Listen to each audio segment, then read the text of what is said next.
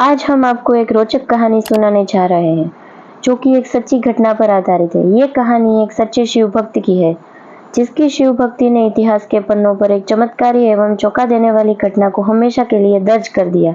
जी हाँ, ये एक ऐसी घटना है जो कि ब्रह्म पुराण से ली गई है एवं जिससे आपको मालूम पड़ेगा कि प्रभु की भक्ति में कितनी शक्ति होती है। अगर मौत भी सामने आ जाए तो उसकी भी मौत हो सकती है, कि हम जानते हैं जो ईश्वर का भक्त होता है उसके स्वामी सिर्फ और सिर्फ ईश्वर होते हैं। अन्य किसी का भी उस पर कोई अधिकार नहीं होता है, यहाँ तक कि उस पर तो मृत्यु का भी कोई अधिकार नहीं होता। और अगर अनाधिकार मृत्यु द्वारा कोशिश की जाए तो उसकी भी मृत्यु हो सकती है। तो आइए जानते हैं क्या है कहानी एक परम शिव भक्त की, जिससे मौत को भी हारना पड़ा।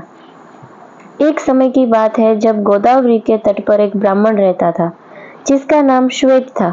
श्वेत भगवान शिव की भक्ति में हमेशा लीन रहता था, यहाँ तक कि वे हर व्यक्ति में एवं अतिथि में भी शिव को देखा करता था और सभी का भली भांति आदर सत्कार किया करता था तथा खाली समय में शिव भक्ति में लीन रहता था।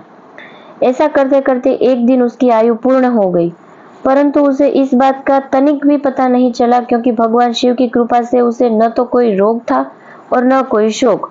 उसका पूरा ध्यान तो केवल भगवान शिव की भक्ति में ही लगा रहता था। ऐसे में जैसे ही उसकी आयु पूर्ण हुई तो यमदूत उसके प्राण हरने के लिए आए, परंतु वे श्वेत के घर में प्रवेश न कर सके। ऐसे में जब चित्रगुप्त ने मृत्युदेव से पूछा कि श्वेत अभी तक यहाँ पहुंचा क्यों नहीं और न ही तुम्हारे दूत यहाँ अभी तक आए, ऐसा सुनकर मृत्युदेव को श्वेत पर अत्यंत क्रोध आया और वे उसे लेने के लिए स्वयं दौड़ गए। जब मृत्युदेव श्वेत के घर के सामने पहुंचे तब उन्होंने देखा कि उसके दूत उसके घर के बाहर खड़े हैं और डर के मारे कांप रहे हैं।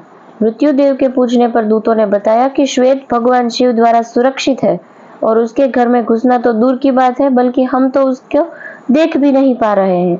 दूतों की बात सुनकर मौत का क्रोध और भी ज्यादा बढ़ गया और वे बिना कुछ सोचे समझे श्वेत के घर में प्रवेश कर गई।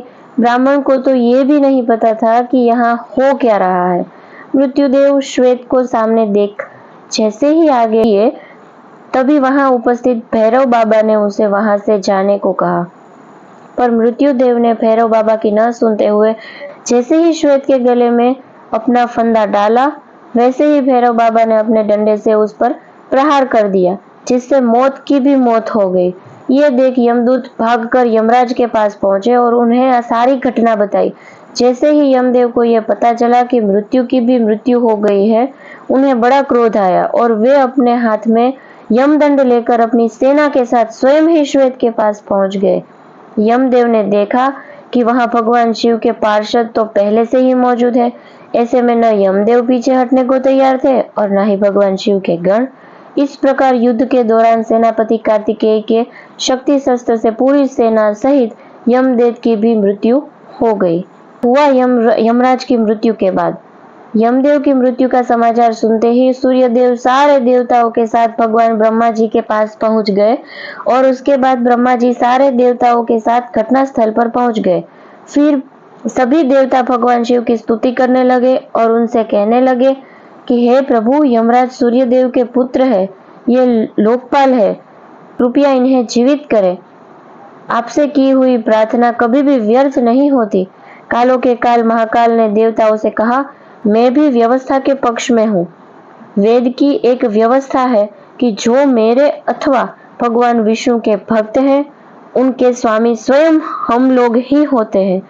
मृत्यु का उन पर कोई अधिकार नहीं होता है, बल्कि यमराज के लिए ये व्यवस्था की गई है कि वे भक्तों को अनुचरों के साथ प्रणाम करें। अंत में देवताओं की प्रार्थना करने पर भगवान शिव ने गोदावरी नदी का जल सभी मृत लोगों पर छिड़क कर उन्हें जीवित कर दिया और वे सबके सब स्वस्थ होकर उठ खड़े हुए और भगवान शिव से क्षमा मांगी। तो कमेंट में हर हर महादेव जरूर लिखें।